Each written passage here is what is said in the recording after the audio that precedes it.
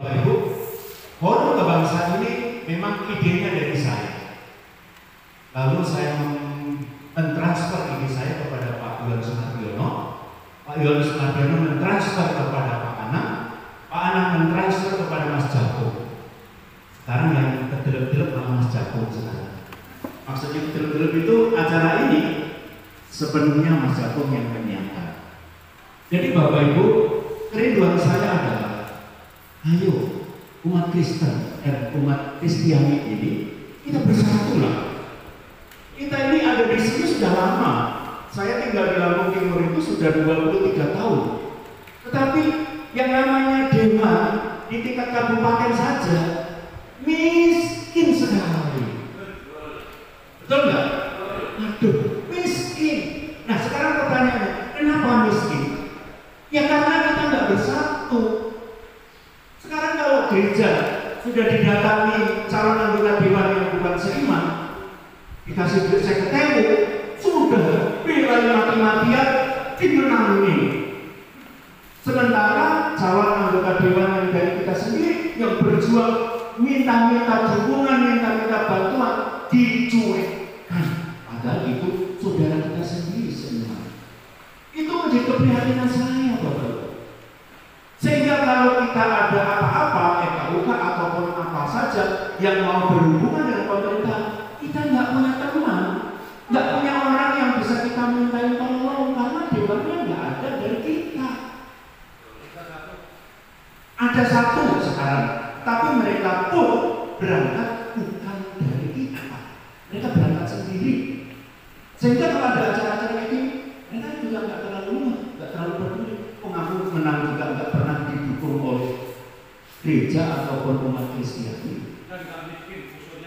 Bapak Ibu, forum ini kami buat untuk memfasilitasi saudara-saudara kita. Maka saya mengajak panitia acara, undang teman-teman calon legislatif baik DPR kabupaten, provinsi maupun pusat, kita undang semua. Kita mau menyatukan persepsi, kita mau menyatukan gerak langkah kita.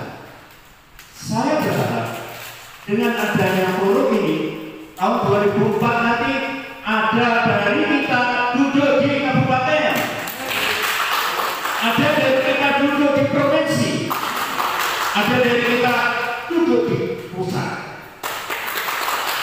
Sehingga ketika nanti mereka duduk di sana, mereka nggak lupa sama kita. Amin.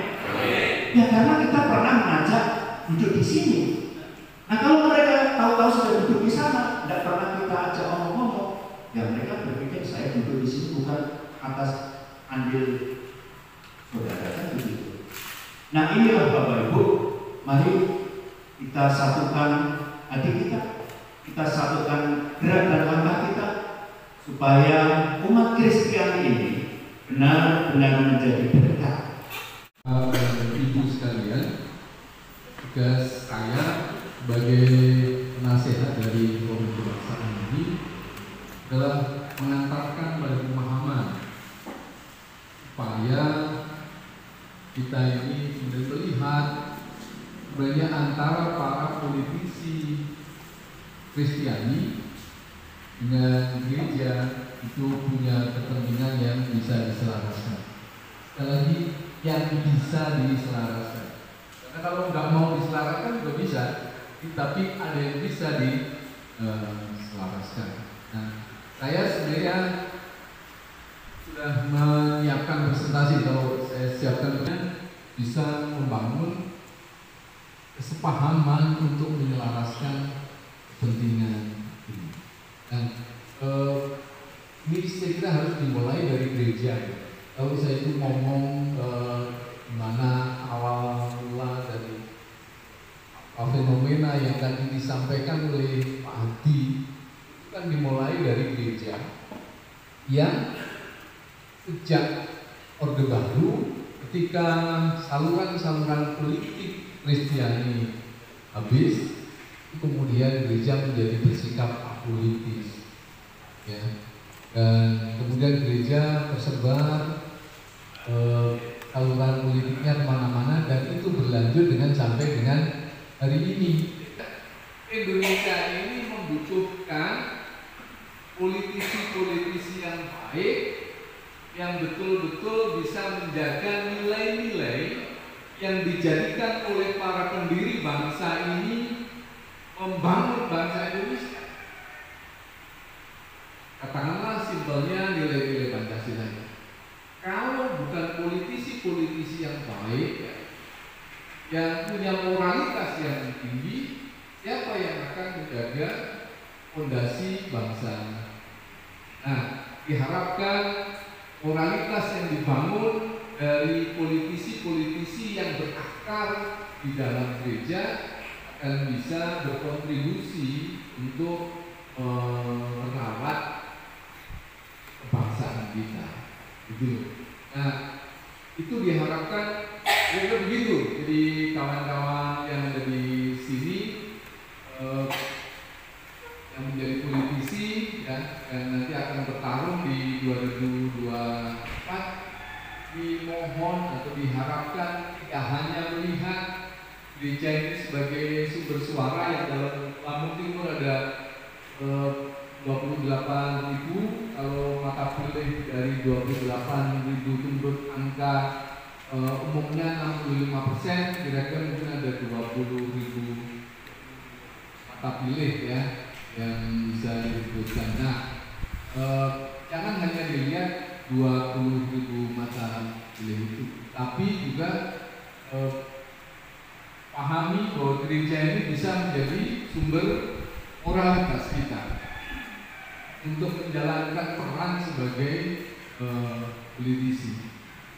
Karena kalau bapak-bapak dan ibu semua menjadi politisi dan kemudian tidak menjalankan moralitas yang benar, yang ujungnya nanti, yang outputnya nanti adalah menjaga NKRI, mewujudkan nilai-nilai Pancasila dan seterusnya, Bapak Ibu akan menjadi musuh gereja juga.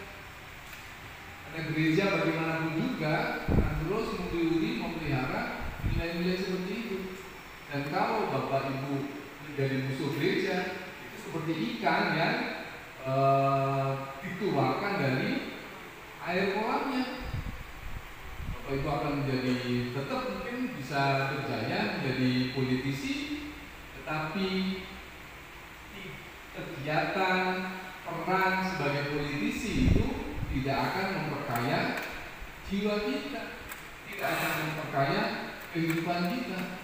Lalu pertanyaannya, kalau seperti itu, kita mau menjadi manusia macam apa?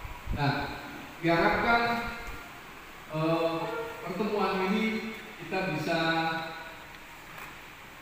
melihat hal-hal yang bisa disinergikan ya, antara gereja dengan para politisi kita yang akan maju.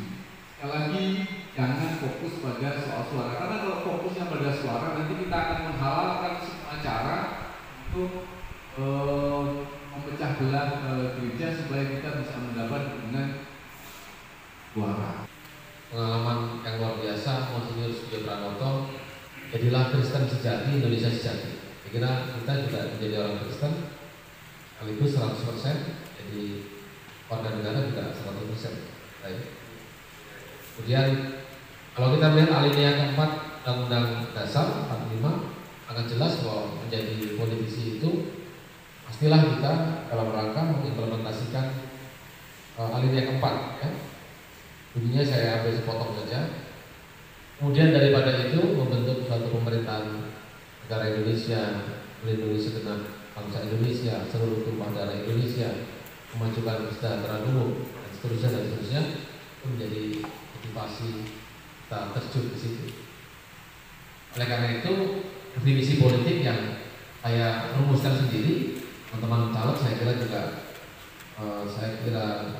tidak berbeda pendapat. Saya mendefinisikan politik adalah upaya mencapai kesejahteraan umum. Upaya mencapai kesejahteraan umum. Kalau gereja terlibat secara serius, bagaimana mencapai kesejahteraan umum? Pertanyaan saya, Pak, jeleknya di mana? mencapai kesejahteraan umum kok salah gitu ya. Yang salah adalah saya kira gereja sebagai lembaga itu face to face mendukung calon tertentu. Pokoknya ini kalau nggak ini enggak sebagai lembaga, tapi sebagai personal saya kira semua kita bebas. Ini di belakang ada rekan saya yang sarjana hukum, saya kira diksinya harus jelas seperti itu. Jadi mencapai mencapai kesejahteraan umum. Salahnya di mana? Bahwa para pendeta, para pastor tidak boleh telanjang bulat mengatasnamakan gerejaku mendukung ini, tidak dukung itu, ya pasti ngawur itu.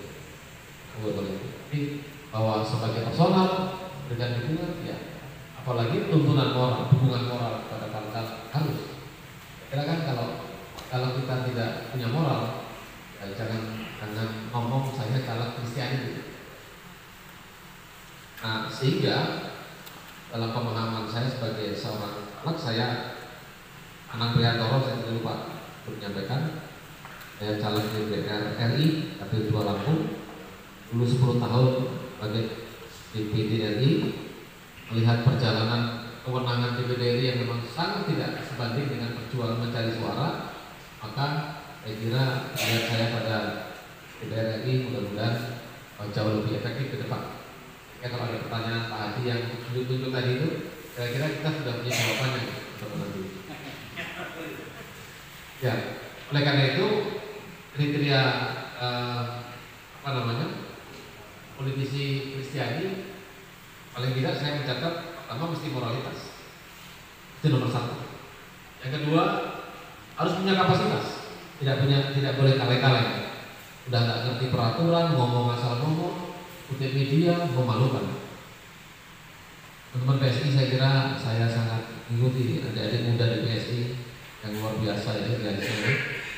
Jadi moralitas nomor 1. Kalau kapasitas tidak boleh tidak. Kalau caleg satu kata dan perbuatan.